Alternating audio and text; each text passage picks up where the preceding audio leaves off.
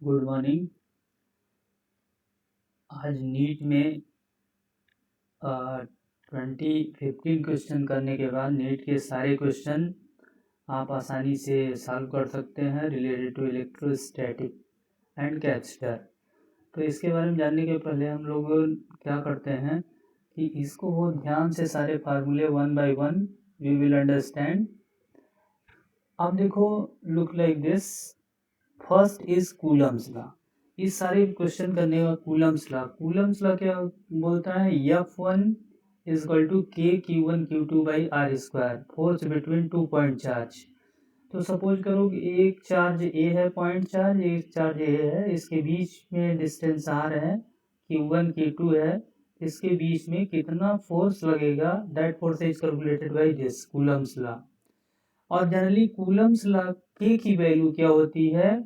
1/4πε0 for air में 9 × 10⁻⁹ ए याद कर लीजिए फट से।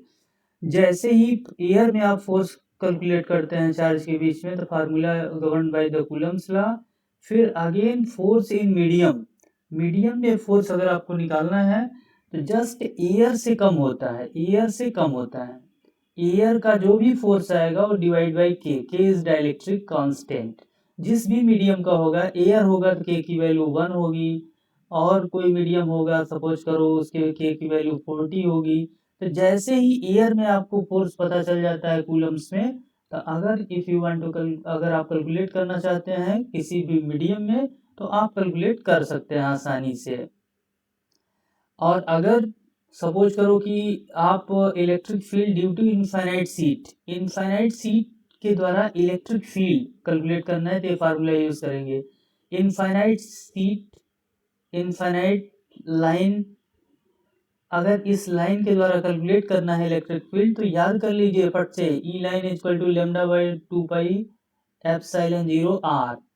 Lambda is linear charge density, कितना चार्ज पर यूनिट लेंथ को लीनियर चार्ज डेंसिटी बोलते हैं। Just you will remember this formula, then we will solve 20 question.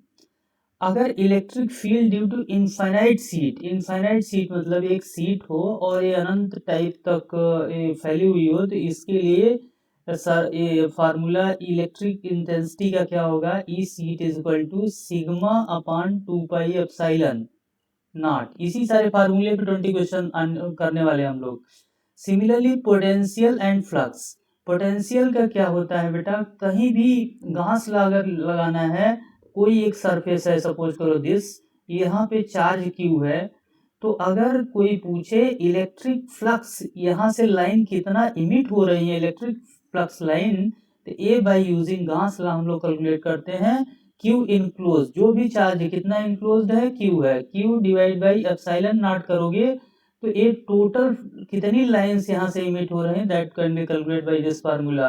Field inside uniform charge sphere, अगर कोई स्फीयर है, सपोज करो दिस इज स्फीयर, ये स्फीयर है, यहाँ पे इनसाइड में अगर आपको कैलकुलेट करना है तो k into q r divide by r cube, तो यहाँ से हम लोग कैलकुलेट कर सकते हैं। इलेक्ट्रिक पोटेंशियल अगर निकालना है तो B is equal to k q by r, potential due to point charge. Dipole moment, अगर डाइपोल क्या होता है बेटा? दो चार्ज जैसे सपोज करो माइनस क्यू के बीच में अगर डाइपोल क्रिएट हो रहा है, इसके कारण डाइपोल मोमेंट P होता है माइनस क्यू से क्यू की ओर। इसको अगर कैलकुलेट करना है तो B dipole k into p by r square से कैलकुलेट कर सकते हो। अगर आपको पोटेंशियल दिया है, V दिया है, E निकालना है, तो by using this formula E is equal to minus d v by d r, इसको ग्रेडियंट भी बोलते हैं। अगर पोटेंशियल दिया है, ये निकालना है, तो minus del B by del t, del B by del r या एक्स। तो इस फार्मूले से वी कैन कैलकुलेट।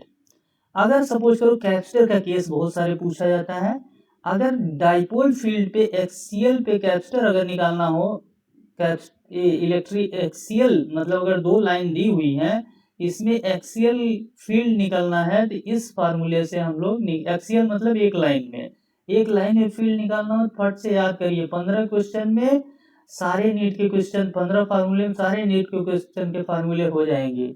सपोज करो एक्सियल फील्ड का निकालना है तो यूजिंग दिस फार्मूला। अगर इलेक्ट्रिक फील्ड है तो divide by r cube, p आपको पता है पोलराइजेशन है, k is constant. Dipole field equatorial, अगर एक्सियल है तो एक लाइन है तो ये फार्मूला लग जाएगा। इक्वेटोरियल का डाइपोल फील्ड निकालना है लेकिन डिवाइड बाय आर क्यूब रहेगा, ध्यान रखिए। फील्ड ऑन इक्वेटोरियल प्लेन पे क्या होगा, r cube, k into p by r cube. हम लोग न्यूमेरिकल करेंगे तो सारी चीजें आ जाएंगी।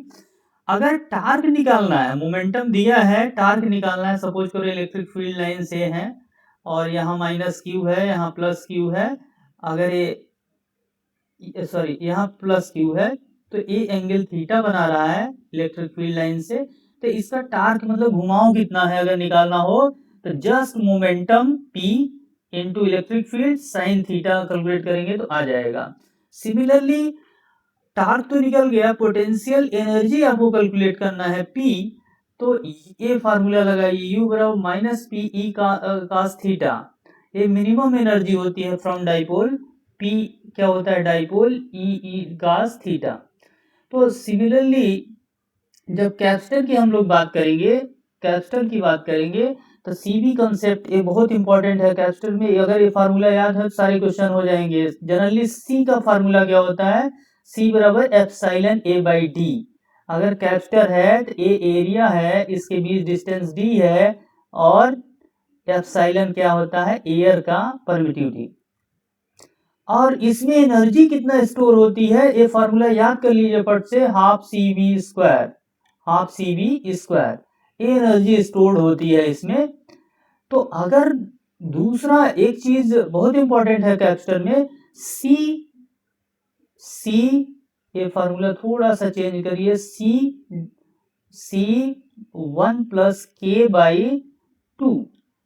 ये क्या होता है बेटा, वर्टिकली डाइलेक्ट्रिक स्लैब। अगर ये है, दो कैपेसिटर हैं, ये पूरा एरिया ये है तो डिवाइड हो जाता है, तो इसके लिए C वर्टिकल का फार्मूला याद के लिए C इंटू 1 प्लस के बाई 2 यूज करेंगे न्यूमेरिकल में।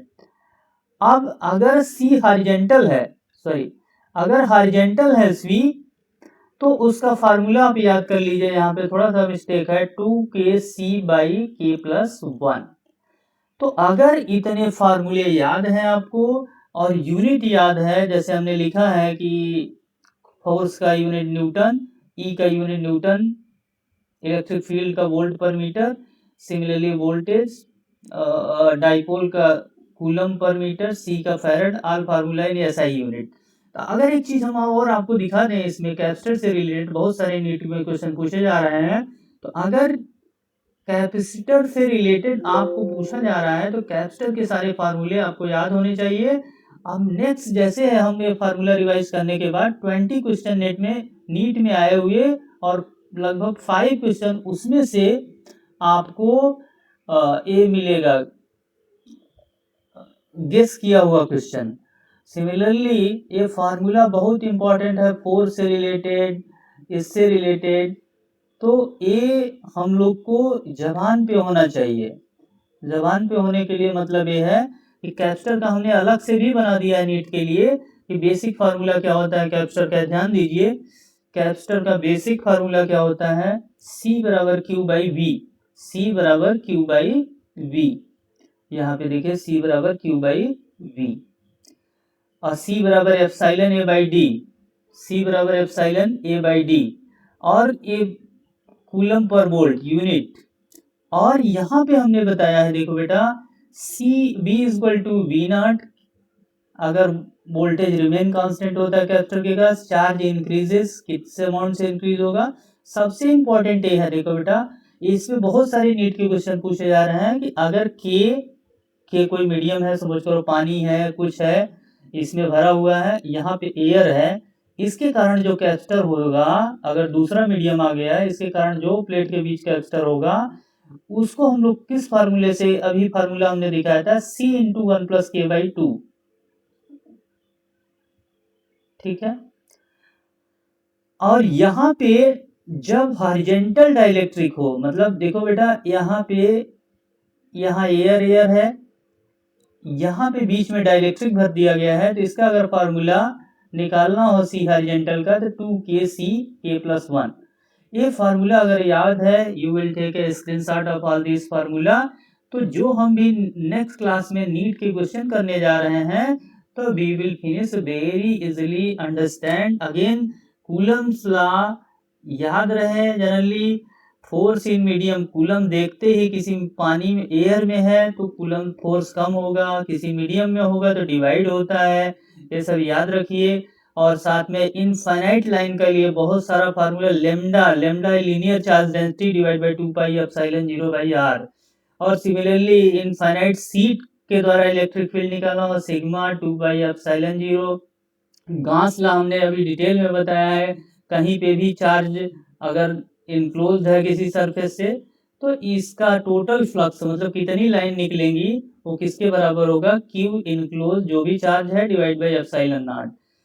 इनसाइड एक स्फीयर है, इनसाइड में कितना होगा, और इलेक्ट्रिक पोटेंशियल कितना होगा, डाइपोल मोमेंट कितना होगा, ये सारी चीजें देख लीजिए। नेक्स्ट क्लास में we will solve 20 very high yield question regarding this. Thank you.